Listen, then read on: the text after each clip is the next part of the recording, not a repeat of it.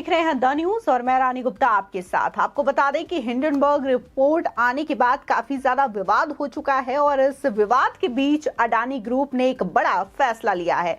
दरअसल उन्होंने ये फैसला लिया है कि तमाम जो बैंक है उनके वो लोन लौटाएंगे और इसके लिए $500 मिलियन के जो कर्ज हैं वो लौटाने का फैसला अडानी ग्रुप के द्वारा लिया गया है। बता दें कि हिंडनबर्ग रिपोर्ट आने के बाद विवादों में घिरे गौतम अडानी की कंपनी लगातार अपने ऊपर के कर्ज को कम करने का काम करते हुए नजर आ रही है।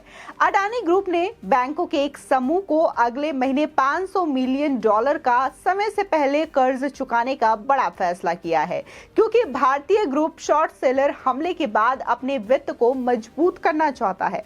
बता दें कि Barclays PLC, Standard Chartered PLC, आयुष बैंक एजी उन बैंकों में शामिल है जिन्होंने पिछले साल होलिम्स लिमिटेड की सीमेंट कंपनी को खरीदने के लिए अडानी ग्रुप को $4.5 बिलियन का कर्ज दिया था। उस कर्ज का एक हिस्सा 9 मार्च को देना है। ऐसे में अडानी के प्रवक्ता ने यह कहा है कि हम बैंक के साथ चर्चा में हैं। उनके लोन के एक हिस्से को समय से पहले खत्म करने का विचार किया जा रहा है। हालांकि इस पर अभी बैंकों से चर्चा शुरू नहीं हुई है। गौर करने वाली बात है कि हिंडनबर्ग रिपोर्ट आने के बाद से अडानी ग्रुप की 10 कंपनियों के शेयर बुरी तरीके से गिरते हुए नजर आए, जिसमें कि Adani total gas, Adani enterprises, Adani transmission, Adani के शेयरों में $117 बिलियन का नुकसान देखने को भी मिला। लोगों की भारी बिकवाली के चलते शेयर के दामों में जबरदस्त गिरावट भी देखने को मिली थी। बता दें कि हिंडनबर्ग की रिसर्च में आरोप लगाया गया है कि फर्जी कंपनियों के जरिए अडानी ने मनी लॉन्ड्रिंग के जरिए लोगों के पैसे की चोरी की है। हालांकि अडानी ग्रुप की ओर से इस रिपोर्ट को फर्जी और झूठा बताया गया है। आपको बता दें कि कंपनी की ओर से कानूनी कार्रवाई की चुनौती तक हिंडनबर्ग रिसर्च फर्म को दी गई है। बता दें कि गौतम अडानी ने एक वीडियो स्पीच में पिछले हफ्ते कहा था कि ग्रुप की बैलेंस शीट काफी ज्यादा मजबूत है। अडानी इंटरप्राइजेस के शेयर के दाम में मंगलवार को काफी ज्यादा बढ़त देखने को मिली थी। कंपनी की ओर से $1 बिलियन के कर्ज का समय से पहले भुगतान किया गया था और वहीं जिसकी वजह से इनके शेयर्स के दाम में 15% की बढ़ोतरी तक देखने को मिली और 15% समाप्त होने से पहले फ्लैगशिप के शेयर्स में 25% की वृद्धि दर्ज की गई थी। हालांकि इस हफ्ते ग्रुप के शेयरों में दमदार रैली देखने को मिली। फाउंडर्स के कुछ कर्ज समय से पहले चुकाने और ट्रेडर्स के शॉर्ट पोजीशंस खत्म करने के बाद मंगलवार को अडानी इंटरप्राइजेस के शेयरों में दमदार उछाल देखने को मिला था। अडानी ग्रुप का फ्लैगशिप शेयर लगभग 15% मजबूत होकर के बंद हुआ था। आपको बता दें, इसी के साथ ही वहीं दूसरी ओर नजर डालें तो अडानी ग्रुप को लेकर के अमेरिकी शॉर्ट सेलर कंपनी हिंडनबर्ग द्वारा मुनाफा कमाने के उद्देश्य से जारी की गई नेगेटिव रिपोर्ट पर अब सर्वोच्च न्यायालय में सुनवाई होने जा रही है। वहीं सुप्रीम कोर्ट रिपोर्ट को चुनौती देती याचिकाओं पर सुनवाई के लिए राजी हो गया है। दरअसल याचिकाकर्ता ने यह दावा किया है कि विदेशी फर्म ने यह साजिश रची थी जिससे निवेशकों को नुकसान उठाना पड़े।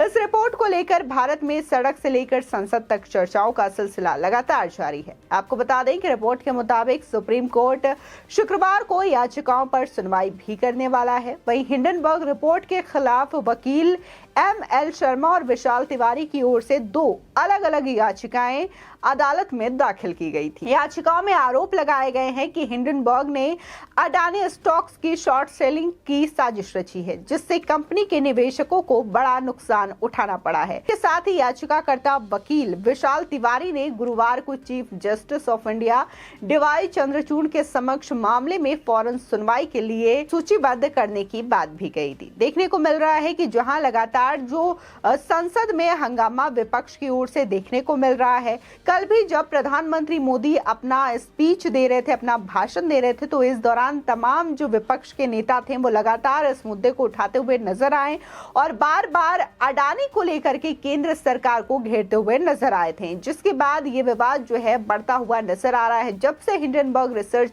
फर्म की जो रिपोर्ट आई है अडानी ग्रुप को लेकर के, तो इससे ज्यादा काफी जो इन्वेस्टर्स थे वो भी पीछे पीछे हटे और इससे नुकसान देखने को मिला अडानी ग्रुप को। लेकिन अब अडानी ग्रुप के जो शेयर्स हैं उनमें ज्यादा उछाल आते हुए नजर आ रहा है, क्योंकि जहां उन्होंने एक कर्ज चुकाने का पहले ही ऐलान कर दिया है, तो वहीं दूसरा जो बैंकों से लोन लेने वाला कर्ज है, यानी कि $500 मिलियन के जो कर्ज, उसको भी समय से पहले चुकाने का ऐलान किया गया है अडानी ग्रुप की ओर से। तो ये ऐलान जो है वो कहीं ना कहीं इन्वेस्टर्स पे एक बार फिर से भरोसा जताता हुआ नजर आ रहा है, और जो निवेशक है उनका भरोसा एक बार फिर से अडानी ग्रुप की ओर बढ़ता हुआ नजर आ रहा है, जिसकी वजह से लगातार जो शेयर्स हैं अडानी ग्रुप के उनमें उछाल देखने को मिल रहा है। चाहे बात हम अडानी ट्रांसमिशन की करें, अडानी ग्रीन एनर्जी की करें, अडानी एंटरप्राइजेस की करें, ऐसे तमाम जो कंपनीज हैं उनके शेयर्स लगातार बढ़ते हुए नजर आ रहे हैं। तो वहीं दूसरी ओर लगातार अभी भी तमाम ऐसे नेता हैं जो कि अडानी ग्रुप को लेकर के हमलावर हैं, और उनका कहना है कि तमाम जो बैंकों के पैसे हैं वो कहीं ना कहीं अडानी ग्रुप की कंपनियों में लगे हुए हैं, जिससे कि काफी ज्यादा देश को खतरा है, और ये पैसे डूब गए तो लोग रास्ते में आ जाएंगे। बता दें कि आम आदमी पार्टी के नेता संजय सिंह तो सीधे तौर पर यह आरोप लगा चुके हैं कि एलआईसी ने अपना सारा पैसा अडानी ग्रुप को दे रखा है, तो वहीं आरबीआई का भी सारा पैसा अडानी ग्रुप की कंपनियों में लगा हुआ है। आपको बता दें कि इन दोनों ही संस्थान ने, चाहे एलआईसी हो या फिर आरबीआई हो, दोनों ने ही ये स्टेटमेंट रिलीज किया था जिसमें बताया गया है कि कितने पैसे अडानी की कंपनियों में लगे हैं और कितना ज्यादा मुनाफा जो है वो एलआईसी कंपनी को हुआ है। दरअसल एलआईसी का कहना है कि 1% से भी कम जो पैसे हैं वो अडानी के कंपनी में लगाए गए हैं एलआईसी के द्वारा। तो वही आरबीआई की अगर बात करें तो आरबीआई ने भी अपने स्टेटमेंट में यही कहा है कि अडानी ग्रुप में 1% से कम पैसे आरबीआई की ओर से लगे हुए हैं। इसी के साथ ही बैंक ऑफ बड़ौदा हो या फिर एसबीआई हो, सभी बैंकों ने अपने स्टेटमेंट दे दिए हैं, और उनका कहना है कि अडानी ग्रुप में निवेश और उसका पूरा लेखा जोखा पर हमारी निगरानी है। इसके बावजूद लगातार आम आदमी पार्टी के नेता संजय सिंह और जो तमाम कांग्रेस के नेता हैं इस चीज को लेकर के विरोध करते हुए नजर आ रहे हैं। जहां देखने को मिला था कि सड़कों पर उतर करके कांग्रेस नेता विरोध कर रहे थे, तो वहीं संसद में भी इस बीच भारी हंगामा देखने को मिला था। और इस दौरान जो कांग्रेस के नेता हैं राहुल गांधी, उन्होंने अपने भाषण के दौरान 1 घंटे तक उन्होंने भाषण दिया था, और कहीं ना कहीं इस पूरे भाषण के दौरान उन्होंने अडानी को लेकर के तमाम बातें कही। उनका कहना था कि अडानी को सारे टेंडर्स मिल जाते हैं बिना उनके एक्सपीरियंस के, चाहे फिर वो डिफेंस का हो या फिर एरोप्लेन्स के हो, एयरपोर्ट्स के हो, तमाम ऐसे टेंडर हैं जो कि अडानी ग्रुप को दिया गया है।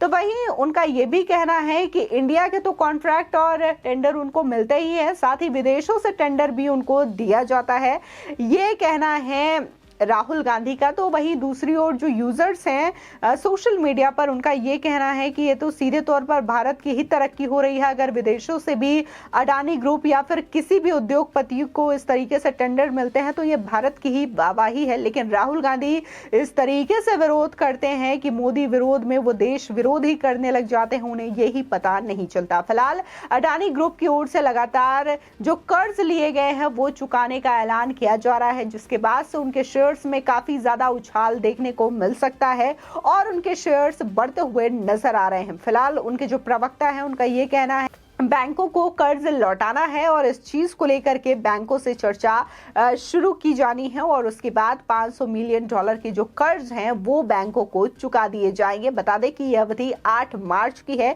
लेकिन 8 मार्च से पहले ही अडानी ग्रुप ने यह बड़ा फैसला बैंकों को कर्ज लौटाने के लिए लिया है। फिलहाल इस खबर को लेकर के आपकी क्या राय है हमारे कॉमेंट सेक्शन में जरूर बताएं। आगे की और भी अपडेट के लिए चैनल को सब्सक्राइब करना ना भूलें।